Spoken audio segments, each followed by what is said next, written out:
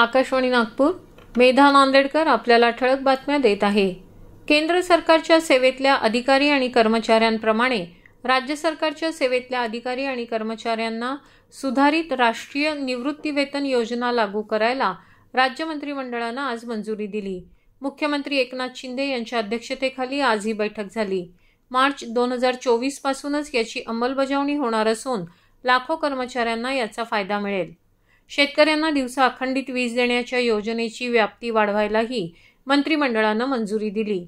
आरोग्य खात्यातल्या गटप्रवर्तकांच्या मानधनात 4,000ची वाढ करायला आजच्या बैठकीत मंजुरी मिळाली. शासकीय कर्मचाऱ्यांच्या बदल्या 30 ऑगस्टपर्यंत करायचा निर्णयही आज झाला.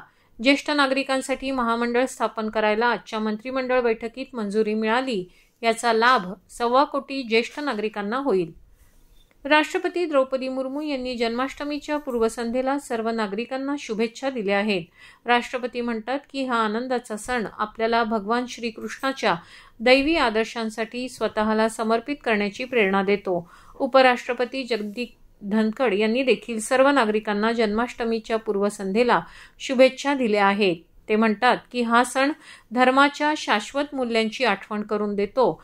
धर्माचा मार्ग अवलंबून सर्वांच्या कल्याणासाठी कार्य करण्याची प्रतिज्ञा घेण्याचं आवाहनही त्यांनी नागरिकांना केलं. केंद्रीय मंत्री नितीन गडकरी यांच्या हस्ते उद्या नागपूर शहरातील अस्थिव्यंग दिव्यांगांना सौर ऊर्जाचलित मोटोराइज्ड ट्रायसिकलचं वितरण होणार आहे. या माध्यमातून दिव्यांगांच्या उदरनिर्वाहाचा प्रश्न सुटण्यास मदत होणार आहे. दिव्यांगांमध्ये आत्मविश्वास निर्माण होण्यासही ट्रायसिकलच्या निमित्तानं बळ मिळणार आहे. केरळच्या कोझिकोड इथं काल NTPC मौदानं 2 प्रतिष्ठित पुरस्कार मिळवून टस्कर राष्ट्रीय पुरस्कारांमध्ये छाप सोडली.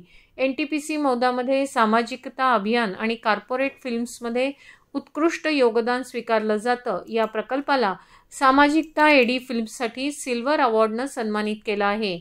शिवाय NTPC मौदामध्ये राजभाषेला प्रोत्साहन देण्यासाठी कांस्य पुरस्कार प्राप्त झाला. याबरोबरच हे ठळक बातमीपत्र संपलं. नमस्कार.